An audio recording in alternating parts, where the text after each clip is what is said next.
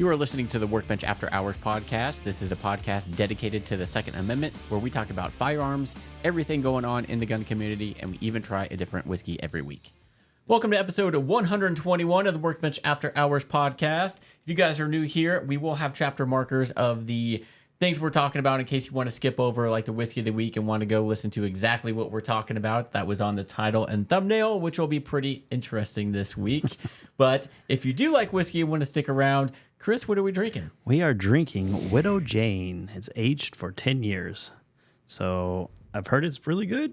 Don't know. We'll find out. Was going there for a while, for about 10 years of whiskey for ages, and saw it and was like, let's give it a try. All right. So surprisingly, this is not from Kentucky or Tennessee. No, it's actually from Brooklyn, New York. So I'm kind of scared about that now. I think it'll be all right. Yeah. Smells good. So it's assembled in Brooklyn using the richest and rarest bourbons, only ever in 5-barrel batches, non-chill filtered, and proofed with their own mineral water. Ew, I don't know about that in New York. You know how New York is. It's not from the Hudson, right? Right. But water from the legendary Rosendale mines of New York. Wherever that is. Yeah, I don't know. Definitely not gun friendly, I can tell you that. That's why they got widows. Right? Definitely I'm really just getting vanilla. Vanilla and a little bit of cinnamon. Yeah. Yeah. So on their website, they say the aroma, you're supposed to be getting vanilla, cinnamon, nutmeg, and cream. Awarded the Gold Award, 91 proof, 45.5%. Yeah. 10 years is a good year, generally, that we found out. Like that Russell's Reserve, which is a 10-year. Yeah. Always good. Bullet 10-year. I still have a Hazel or Baden and Hazel 10-year. That's good. I've tried that. Yeah. We've had an Eagle Rare. Yes, for sure. I mean, it's not complex by any means. Smooth. Yeah, it is. You don't get that crazy spice burn on the back end. It's not a long taste either. No, I'm trying to, because so on their taste, they're saying you're supposed to get orange, maple, cherry, almond, and then on the finish, charred, oak, and spice. Yeah. That is definitely what you get. Yeah. I would say probably a medium finish. Maybe, actually now thinking about it, maybe medium long, because it's kind of sticking around. So like, and I don't get a whole lot of cherry. I don't get the cherry. I get the maple, a little bit of orange. And that's more on the back end, though. Right. Yeah, it's not like overwhelming with those, with the orange, which is good, and cherry. I'm not a fan of cherry. Yeah. Cinnamon, I'm not a fan of, and there's not it's just subtle notes of cinnamon, so that's good. But definitely, I mean, the predominant stuff is definitely the vanilla. I'd say the cream, because the vanilla cream, I call it vanilla cream. And then I almost say the finish sticks with you a lot more, the charred oak and spice. Yeah, that's what I get more of. It's still just sitting there. Yeah. Kind of got that little spice on the tongue. It just kind of... You get a little of that citrus from the orange, though, too, on the back end. Maybe a hint of cherry. Yeah, I would say a hint of cherry, which is fine. Yeah. Almond, I don't know about that. I don't get any almond. Yeah.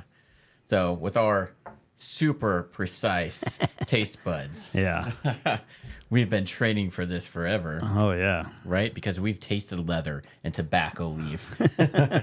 Just kidding, we haven't. And roller coaster of a ride. Right? But no, I would definitely say you're really going to get vanilla, maybe a hint of cinnamon, like you said, a little bit of orange cherry, and then really what sticks with you is that charred, kind of that oaky charredness. Charred oak and then the spice. The spices for sure. The spices stay on your tongue for a while, which is fine. I'm starting, obviously, to like that. So, I've been, like, last couple of days, I've been drinking some of that. Not last couple of days, but I guess earlier this week, I was drinking Jim Beam 7, which is good, because it's good. And it's cheap. Yeah. But I'm sitting there drinking it. I'm like, man, I just want more. Like it's good, but there's not a whole lot of flavor going on. Like I want some of that spiciness and like the smokiness, since we've been doing that, like the the toasted barrel things, man. Yeah. I'm like, I want some of that, and you just don't get that with the cheaper like Jim Beam. No, you don't. Which is fine because usually the other stuff is more expensive. Yeah. But it's just boring, I guess. Yeah. So Just I'm glad. It's all right. I know. It's a good just sipper, I guess. Yeah, good thing to Mix. mix, and then if you're just hanging around with a bunch of people and you don't want to waste a bunch of expensive whiskey like this one. You said this was 70-ish? I think it was 70-ish. Yeah. This is what you really want, though. Yeah. Something like this, for sure.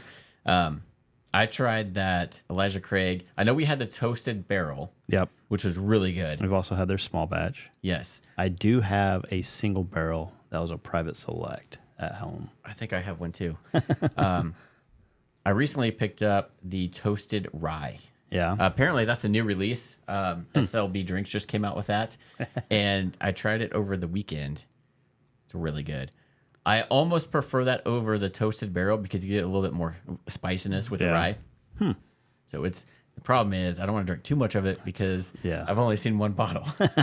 But I'm assuming now that you can find the toasted barrel a little more readily available, hopefully the toasted rye will become, because it was like $62, which wasn't bad.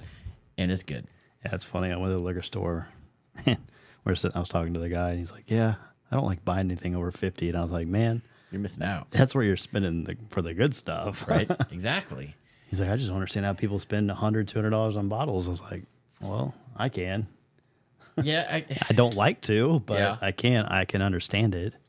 And it's like my dad. My dad likes to drink whiskey. Yeah, but he was originally all about Jim Beam White Label. And then I got him into the 7-year black, and now, if I have him try something like this or the more expensive stuff, he'll try it. But if he's not going to go buy it for himself, he's going to buy the Jim Beam. Yeah, that's it. And some people are like that. That's cool. I mean, you don't like to explore and kind of branch out because it is. I mean, it sucks if you buy a $70 bottle and you don't like it. Yeah, it does. There's that, but we haven't come across too many that we don't like. Yeah, not just, I would say a handful. It's usually on the cheaper side stuff that we've not liked. Right. So, man, it definitely gets sweeter on the rocks. Mm-hmm. A lot sweeter. And definitely brings out, I'm getting more of the fruitiness on there. Yeah. Wow. The finish is cut way short. Yeah. Wow. Yeah. So, if you drink it on the rocks, it's definitely going to sweeten it up. Yeah. Changes it, doesn't it? Yeah. Like quite a bit. Yeah, it's not that long lasting. Is not there at all now. It's just gone. Right.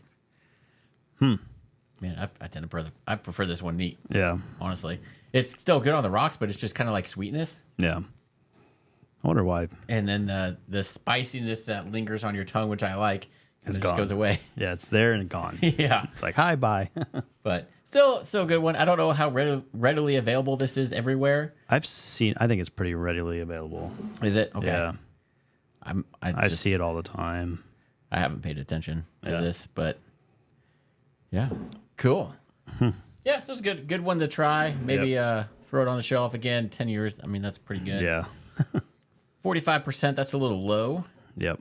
But it does the job. It's an easy drinker. That way, you drink more and not get as drunk. It doesn't creep up on you like those 100 proofs. Yeah. Or that Barrel Elijah Craig is like 100 and something. Yeah. Like it's up there. But like, ooh, get up. What? I was not expecting that. Exactly. Well, Chris, it's been a couple weeks since we've done this podcast, and there's been quite a lot happening. Not a whole lot as far as like new updates and the gun news or stuff like that. The only thing is, how we said, I don't know, probably about a month or so ago that the Supreme Court made it to where they threw out the final rule regarding the pistol braces. Yep. Of course, the ATF is appealing that to the 5th District Court of Appeals. We'll see what happens. I can't imagine. I don't think it's going anywhere. Yeah, I can't imagine that they're going to overrule the Supreme Court on that one. Yep. Especially with everything that the justice had in his thing. It's pretty obvious. detailed. Yeah. So we'll see updates on that coming whenever that goes through. But that doesn't change anything. You can still legally own and use a pistol brace as intended. You just can't change the back of the stock in any way. You can't fill that hole or anything. Yeah. Can't do that. But you can still throw it on a pistol. Yep. Anything under 16 inches. Yep. And that rifle under 16 inches with the pistol brace is still considered a pistol. So how it had been prior to the stupid rule. Yeah. It's been so many people have been confused by that. They're like, we don't know. Like, it says pistol on the receiver, but then I have a 16-inch barrel. Are we allowed to do that? Like, I don't know. I don't think that's a big deal. No. It doesn't matter. Really, that's only going to come into, I don't know. But anything under 16 inches, throw that pistol brace on. Although, if you do want to go through the NFA Act, those are coming through a little bit quicker. So if you want to register that as an SBR, they're coming through quicker. But then again, if you do that, the government knows what you have. Yeah. Not a good idea. If you're following the news, this kind of segues into our main topic here. So we all thought, we've been complaining for the last 4 years on how, anti-gun Biden is, right? And all the stuff that they're doing with this. Trying to make their own ATF laws. final rules. And, he appointed Kamala Harris to the Office of Gun Violence Protection that they came out with in the last couple of years. He's pretty anti-gun. However, if you thought he was bad, just wait. Harris and what's his name, Walz? Whatever his name is, they are far worse than Biden ever was and could be moving forward, because he'll just forget that he hates guns now at this point and forget about it. But I got several video clips of current and past things that both Harris and Tim have said. Tim Walz? I don't know. Whatever his name is, have said regarding guns. And like I've said, you thought it was bad under Biden. It's going to be worse, because Kamala Harris doesn't care anything about the Constitution when it comes to guns. She's even said she's going to take executive order if Congress doesn't do anything with the first 100 days to pass reasonable gun laws. She's going to use everything she can with that executive order to change things. Tyrannary. Let's go. Vote in November the right way, and then we won't even have to worry about this. Just protect your Constitution. Just in case. So I'll start with the most recent speech that she gave with on the campaign trail with this guy.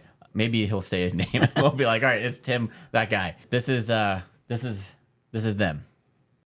And together, when we win in November, we are finally going to pass universal background checks, red flag laws, and an assault weapons ban.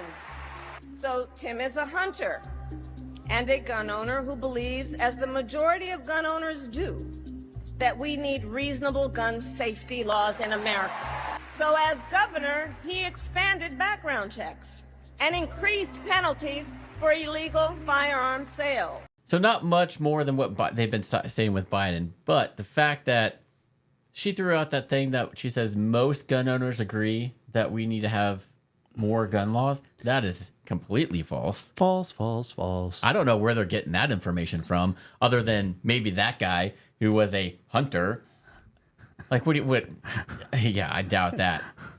Probably hand him a shotgun. Hey, what is this? It's an assault rifle. Yeah. So obviously they're pledging the same thing we've been hearing over the last 4 years, but she's going to take it to a whole new level. And I don't know a single, like I obviously own a gun business. I'm an FFL. I deal with people all the time. Not a single one of my customers has ever said, I wish there was more gun laws. Yeah. I wish it was harder for me to own a gun. Yeah.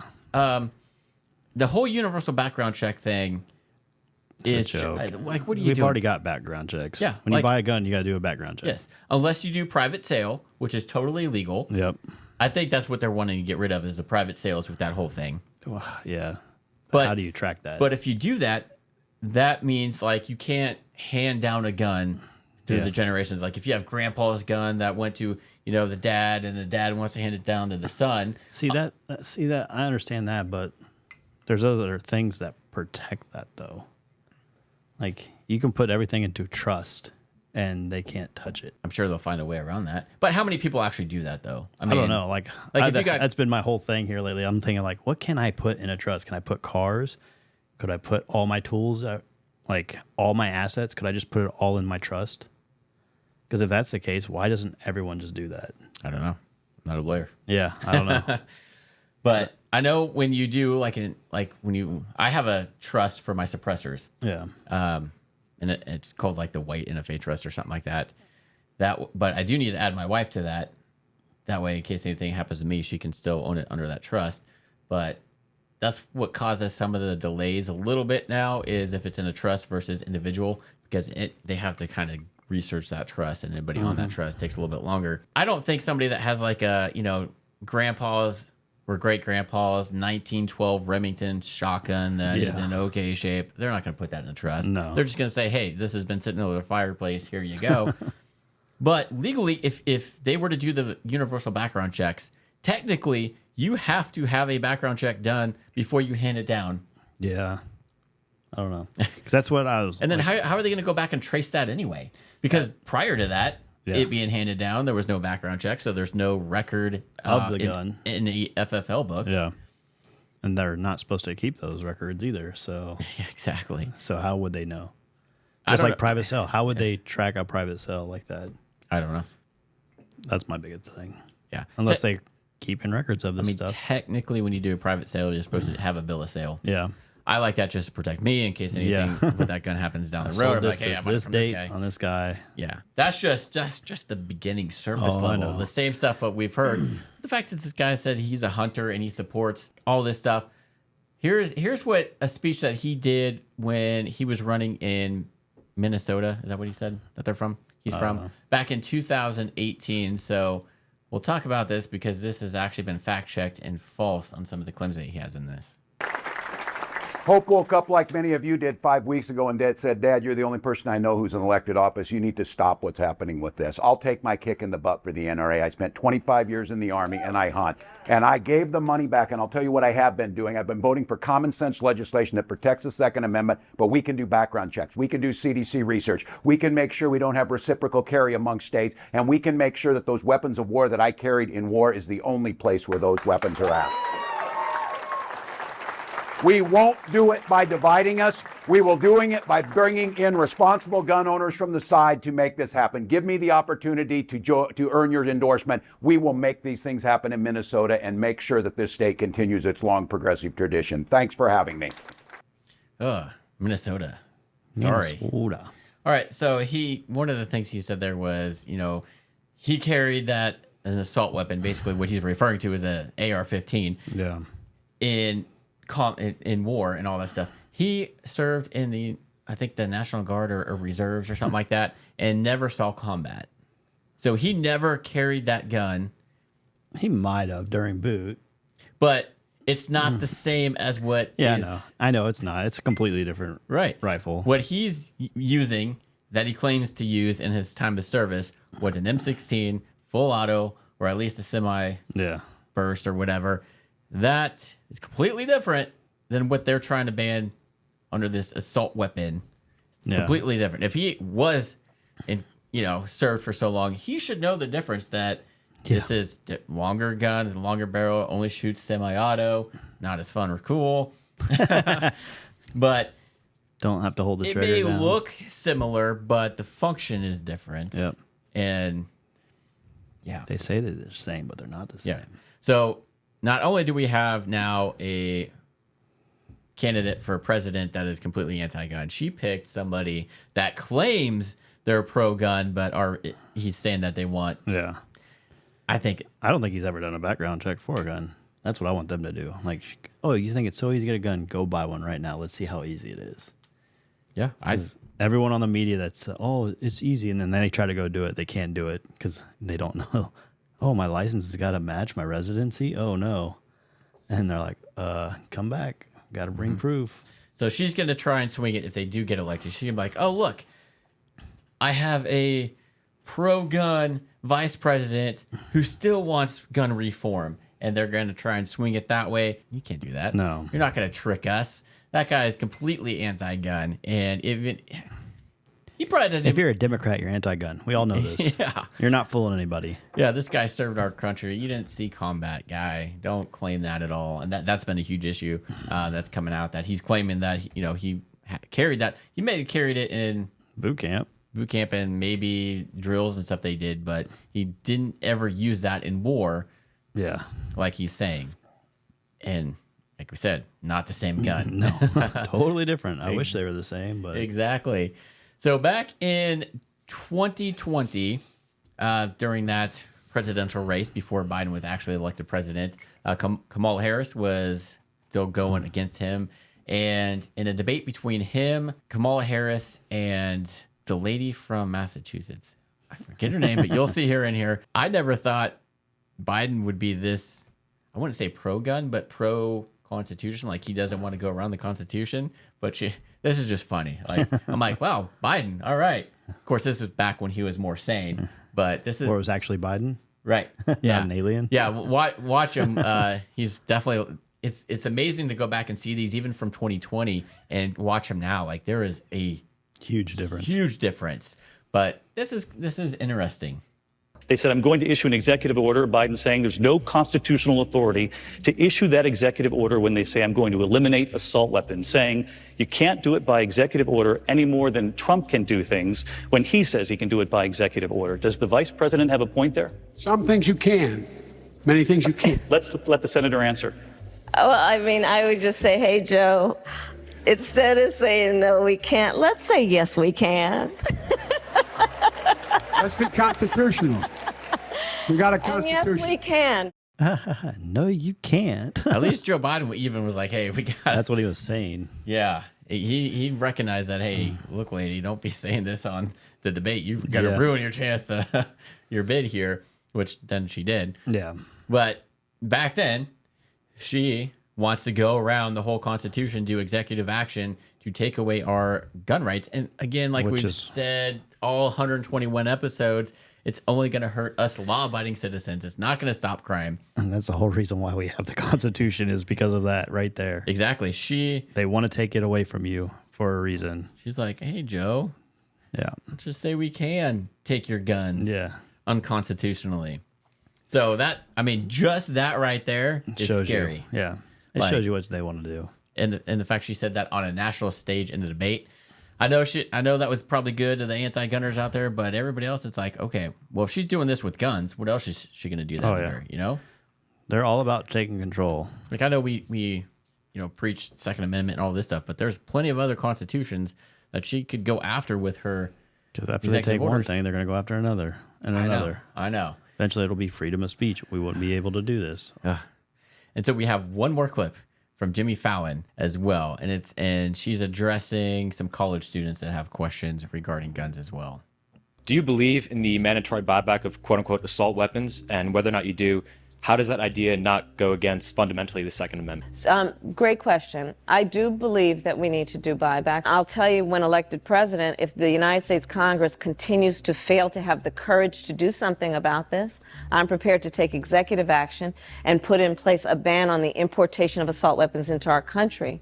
But we still have to deal with the over 2 million assault weapons that are currently in the streets of America. And so a buyback program is a good idea.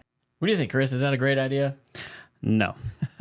And she said this multiple times in kind of different ways. If the Congress in the first 100 days doesn't come up with whatever reasonable gun background crap that she wants to have happen, which isn't going to happen because it hasn't happened yet, she's going to try to use her executive order or executive powers or whatever to do a mandatory gun buyback. Good luck. That's a funny thing because, like we've said before on these gun buybacks, how can you buy something back that you've never owned? Mm-hmm.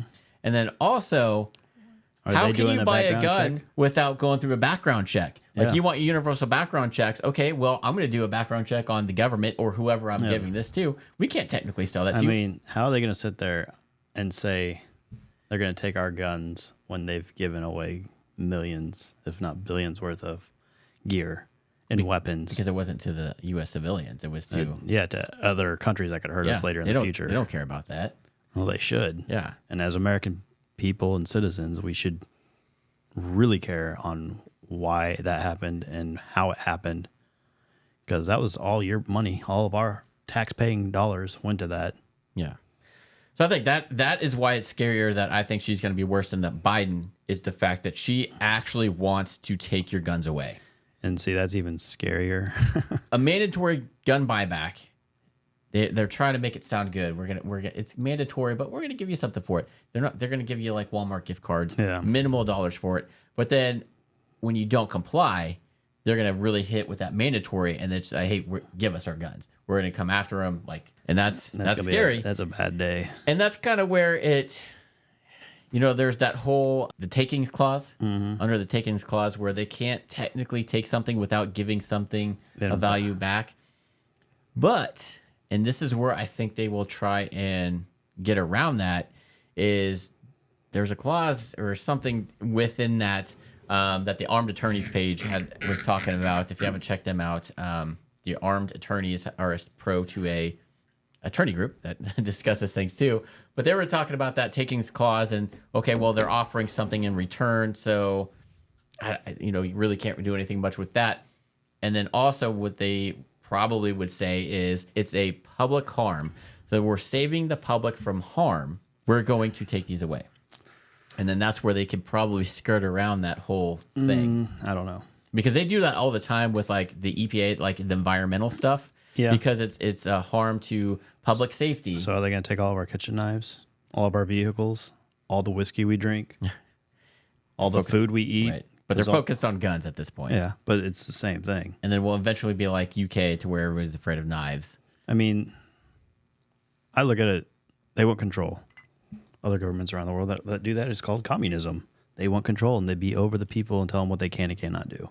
And the U.S. is not made for that. And it's funny because everybody on that side is calling Trump a dictator.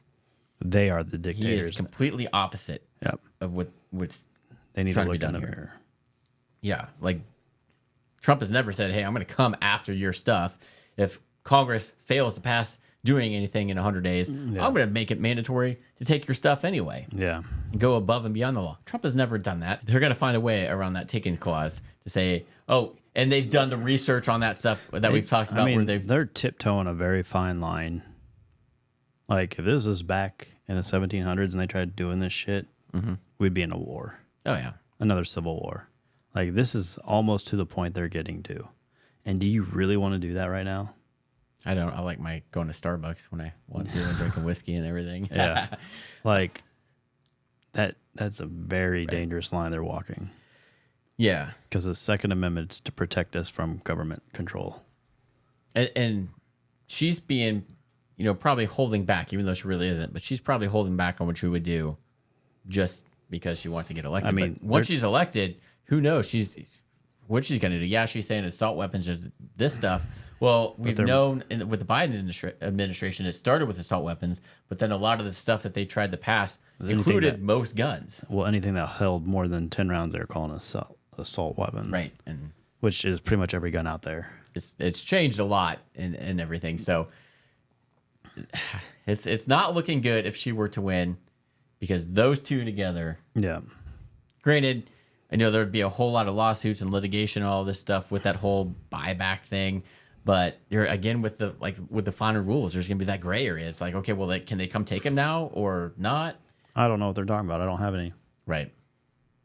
They got in a boat accident.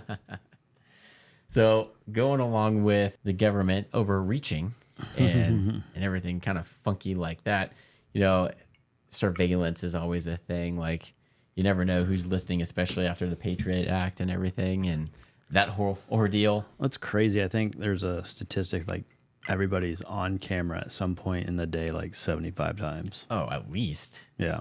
At least. Hell, if you just traffic cameras. Yeah. Red light cameras. You got those. Going into a store. How many cameras are in a store? Mm-hmm. How many people have these Ring doorbells? Yeah. Like, it's everywhere. Your phone's probably recording you. And the cameras we don't know about that are out there. Yeah. So if you don't know who Tulsi Gabbard is, she used to be a Democrat. I think she ran in that 2020 election, right, for president? I think so. I'd have to go back and look. I think it was for 2020. It was one of the two prior ones that she ran for president under a Democrat. And then she actually was like, hey, wait a minute. These guys are doing a lot of things that are wrong and unconstitutional and all this stuff. So she actually switched over So I think she's a Republican now. She used to be the governor of Hawaii or a senator for Hawaii until she ran for president. Obviously, she didn't make the primaries or anything like that, but she was debating and everything, and she was the more conservative of a lot of the Democrats, which probably why she didn't make it as far as she did. But now she is got a platform, and she's got a YouTube channel where she does clips of all her interviews and everything. And I really like listening to her. She was on a couple episodes with Joe Rogan, and she is just one of those people that has a voice that you can just listen to forever. And just, I don't know, it's kind of weird, like a calm, soothing voice, but she's like super smart. So if you like listening to Joe Rogan, check out her shows and interviews with him. It's kind of funny. And she tells how she kind of went from a Democrat and then how and what happened to change her mind and make the switch over. And, you know, it makes a lot of sense. There's a lot of stuff behind closed doors that we, the public, don't know, but then, you know, they go in and they find out, and she's like, hey, this is... I just look at history because you can tell the Democratic Party has not really changed throughout history. They've always wanted control. That's why they wanted slavery. They didn't want you to have your rights. That's why they had, like... They're very much about being in control and having a communism mindset. So we're not built for that. So she's been on, you know, several news outlets and her YouTube channel and doing a bunch of other stuff, kind of talking about how scary this upcoming administration could be, the current one, and then possibly the Harris administration could be. And she's voiced her opinion, as you should, with your First Amendment right, and it should be protected under the Fourth Amendment too. Yep. Well, because she's been so vocal about how much she disagrees with the administration, and it's just words. She's not taking any action. She's not making threats or anything. She's just making people, you know, giving her side of the story and telling people, hey, wake up a little bit here, you know? And because she went against or disagrees with the current administration, guess what they did? Well, if you disagree with the, you ever read the book 1984? I don't know if I did or not. What? I don't like reading. I don't like reading. Okay, well, that was a mandatory thing in class when we went to school. I don't remember if I did or not. I usually did Spark Notes if I didn't like reading it. You should read it. I'm sure they've taken it away from the program now, but I hope not, because it's scary. It's like everything going on now. Yeah. Surveillance is a big thing. If you're going against what they say and they don't like you, guess what they're going to do? They're going to take your head off. What did they do with this sign behind us right here? Don't tread on me. Yeah. What list is that on? Yeah. Domestic terrorism. Yeah. Right? So they actually put her on a domestic terrorist list called Quiet Skies. So I had no idea what Quiet Skies was. I didn't know it existed. And it's been around since about 2018 under the Homeland Security and TSA. And she had no idea she was on this until a whistleblower came out and was like, hey, you're on this watch list. And then she's recently come out within the last week or so talking about how, because of the thing she said in an interview with Fox News, that got her put on. That's crazy. It's just because she was saying, you know, how bad this administration is and had facts to go along with that. Again, First Amendment right, freedom of speech, was not making any threats like that or anything like that. But because... Which is crazy, because how many times have we heard we need to take Donald Trump out? That's a threat. How many times have they said that? Yeah. Yeah. It's all over the news outlets and media. You know, why aren't they on this list? Like we've discussed in that podcast episode, it was planned. Yeah, it was. They did it and they failed. That's why some people are stepping down and not running for president, because they failed their job. Yeah. That's my opinion. Freedom of speech. So there was somebody behind that. There's no way that kid did that on his own. No. And there's no way the Secret Service failed. To be that lucky, get the fuck out of here. The Secret Service did not. Yeah, that's a whole other... If you're that fucking lucky, go play the fucking lottery. Exactly. That's a whole other rant we could go on off topic there, but we might need to revisit that in another episode, because there's been more stuff that's come out since it's crazy. Then. So she was put on this thing called Quiet Skies. I'm like, what the hell is that? Boston Globe did a video on that on YouTube 5 years ago that I sent you. Yeah, it's crazy. Wow, it's interesting. And then you could actually get on like If you Google it, there's a page on, what is this, the DHS.gov. Yep. And it kind of, I'm sure it doesn't give us all the information. It just talks about it. But there are 2 programs or watch lists, Silent Partner and Quiet Skies, which is the one that she has been on. So if you don't know, if you fly, you know, like we've said, there's cameras everywhere, right? Cameras everywhere. Everybody's pre-screened. And everybody coming in from out of the country is screened, even if they don't know it. So if you're on this list and you're flying anywhere, and this probably has to be outside of flying too, not just with flying, but if you are flying anywhere and there's on this map that they have basically the major airports, especially the international ones. Like DC, Seattle, Chicago, Boston, I think is what they said. Yeah, let me share this screen, and this is the Boston Globe article that has it.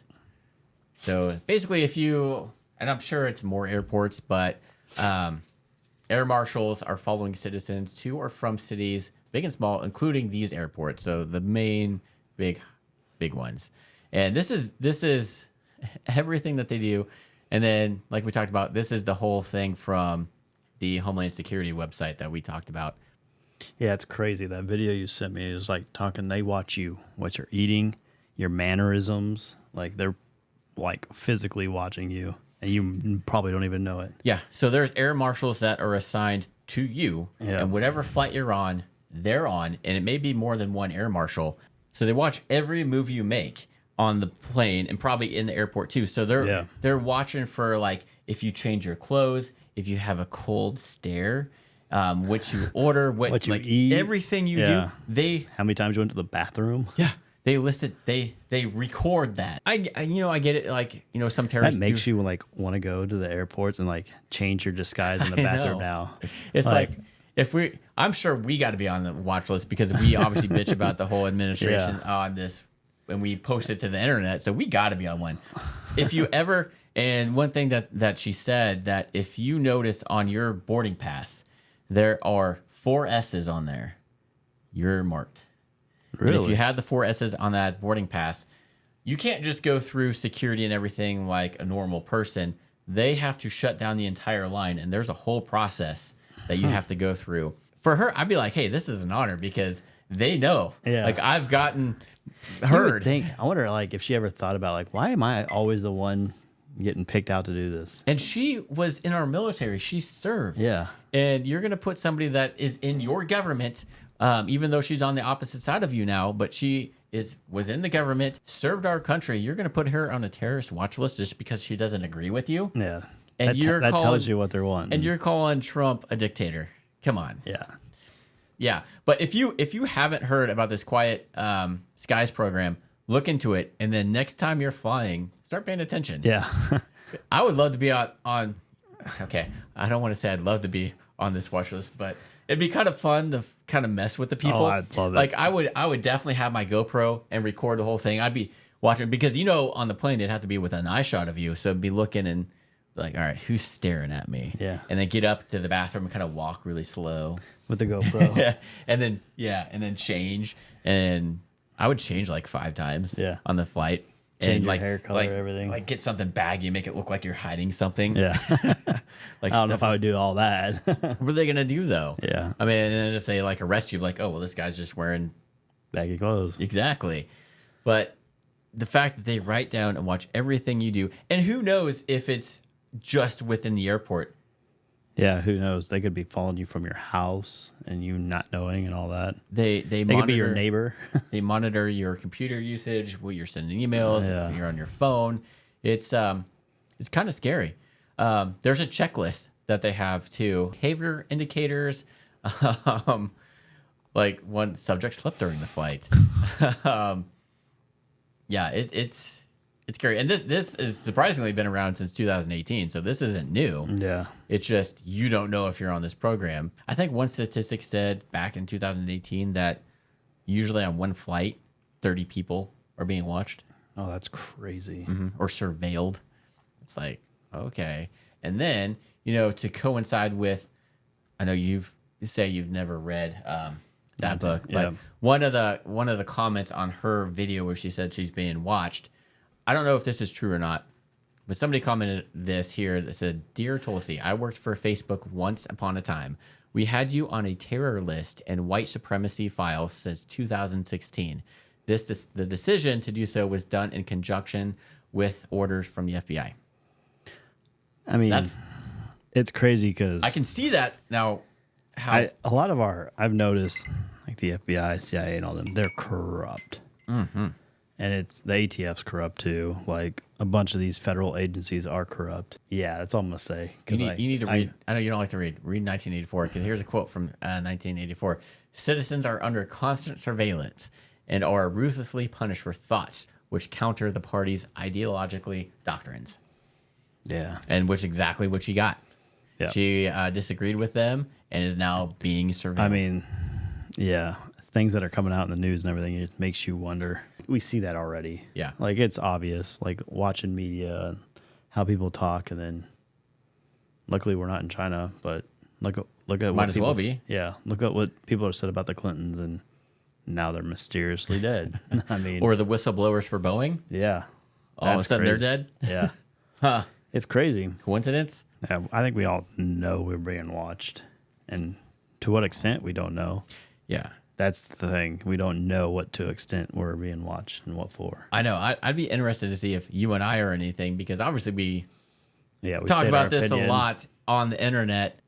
Maybe we're on some list we don't know about. Probably. We only got under 6,000 subscribers, but that doesn't mean anything. They can search for whatever and maybe our channel or podcast pops up and flagged. Guess what? We're flagged. That's why I don't like flying. I prefer driving for sure. Mm-hmm. Oh no, it's nice every once in a while, the convenience of flying. It is. But still a pain in the ass though. It is. Huge pain in the butt. I don't know. Yeah, I'd be interested. I think if it's more than 8 hours, more than 8 hours, and it's like technically with that mug up there. Yeah. Hey. I'm pretty sure my shirt I'm on too. That's probably bad. Right. The fact that I got an American flag on my shirt. Yeah. All that. I've got the Second Amendment on my back. Right. But we're just talking. We're not taking action. Nope. We don't condone violence. No, we do not. This is just for entertainment purposes only.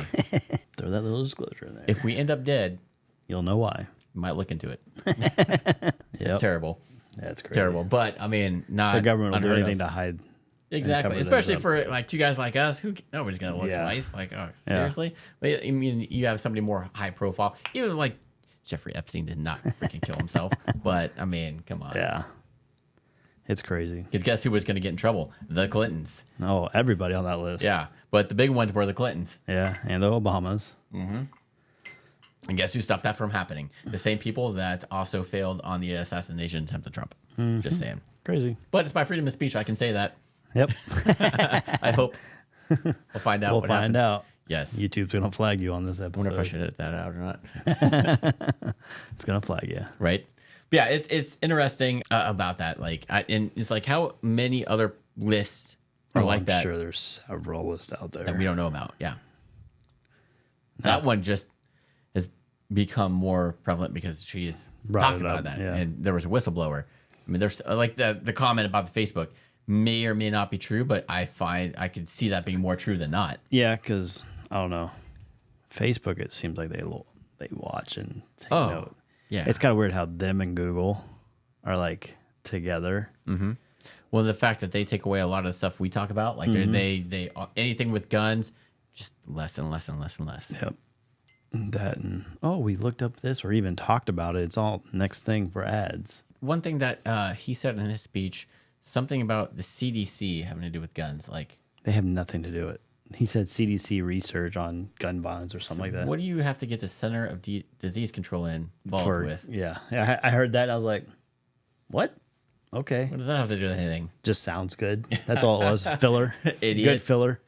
Well, what was that podcast that we did recently where they did all that research about the public health thing with guns? What was that? It was like God, we did a podcast. We can't even gun remember. violence on. It was like children. It was like ages to 0 to like 19 or something. Somebody did that though. I forgot what it was. Go back a couple episodes ago. we have that where we talk about that where they put all this research in for these fake facts and stuff like that. A public health emergency it was. Yeah, it was. gun violence is a public health emergency. Yeah. That's probably what he was getting at, but for some reason he said But CDC. Thing is, they skew the numbers. Surgeon generals. They skew the numbers to make their arguments. Yes, it was the Surgeon General saying that there's a public health emergency regarding gun violence. Yeah. That's what it was. And they had all this research, again, skewed because they included, because it was all about kids, but they did 0 to 19, which really 18 and 19, you're an adult. Yeah. So, you can be tried as an adult, go serve your country as an adult. Yeah. And Can't buy cigarettes anymore. Technically, I mean, depending on what you did and how old, I mean, you could be charged as an adult earlier than that. Yep. It's crazy. Yeah. I just keep finding it crazier and crazier. Like nicotine now is like, you got to be 21. Show your proof of ID. It's like, what? Yeah.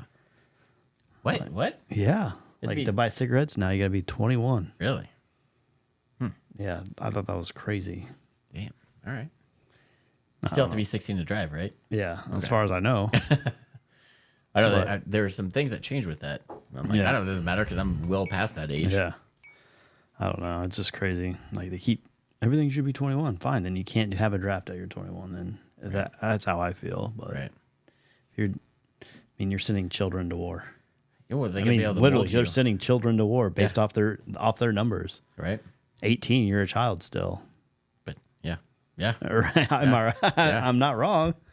So yeah. If you go off that, send children to war. Yep. Nice. People don't think about that.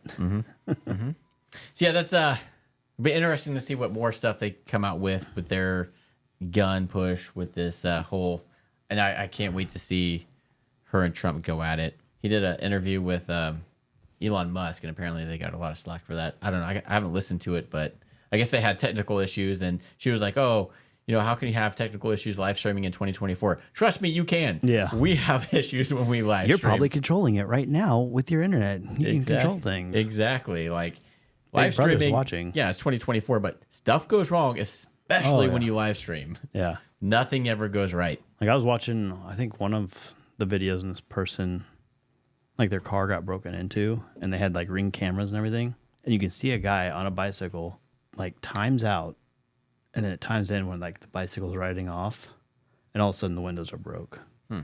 Like it interrupts your internet connection long enough for you to do something and then go and disappear. Those Ring doorbells are finicky anyway. Yeah. I mean, anything with technology can be. Yeah. There's always a way, but it's just like, oh my God. Yeah. Maybe. Yeah, I don't know. It's scary the fact that we rely so much on our phones, but everything's being tracked. Oh yeah. And like we said, if you mention something with a buddy, talking about something, next thing you know, you're seeing ads on Facebook about that. It's like we were just talking about that. Like, yeah, we weren't looking it up. We were talking about it. Google that or anything, and all of a sudden seeing ads for it. Weird. Yeah, it's crazy. Yeah, exactly. That's why I'm like, we got to be on a watch list. Oh yeah, they're listening. So let us know your guys' thoughts down below on any of that. And if you've read 1984, let us know. And if that's still a requirement, because I'm not sure. I wouldn't be surprised if they took that off. Oh, I know. Because, history. I don't remember having to read that. I don't remember why. We were in the same grade. I know. I don't remember. It's probably one you just freaking did a clip notes to. But that was one that you actually should have. It was actually really, really good. If it doesn't interest me, I just spark notes it. All right, give me the basics of what I need to know. Well, you should do that to this book because it was good. Yeah. It was good. It's like, damn. I remember talking about that. Back then, I didn't care about shit like that. Yeah. Neither did I. But that book, I was like, yeah, I really liked that book. It was, and then, because then you look at, even back in 2005, when I think I read that in senior year, it's like, wow, even in 2005, like you're starting to see this stuff. Yeah. Obviously, that was post 9/11, so a lot more of that stuff was coming out. Oh, yeah. But now with technology and everything, it's like, all right. I'll just see if they got an audio book and I'll listen to someone read it to me or something. Oh, I'm sure, yeah. Oh, fall asleep to it. Listen, yeah, do it. But yeah, let us know. Again, if you guys have anything to comment or want to leave us a message, if you're doing audio only, head over to, I wonder if I can say this without being flagged again, but boomstick-tactical.com, and on our website, there's a thing right there on the homepage where it says leave a message for the podcast.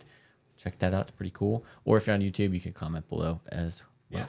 That will be it for this week. Hey, if you guys are interested in a motorcycle content, check out the YouTube channel, Arrested KC Moto. I know we started doing some videos over on this channel, but that one's getting more and more stuff over there. So ended up throwing all the motorcycle stuff, and there's a lot of stuff going on with Harley Davidson and the whole woke thing we might need to talk about as well. So that's a whole nother topic.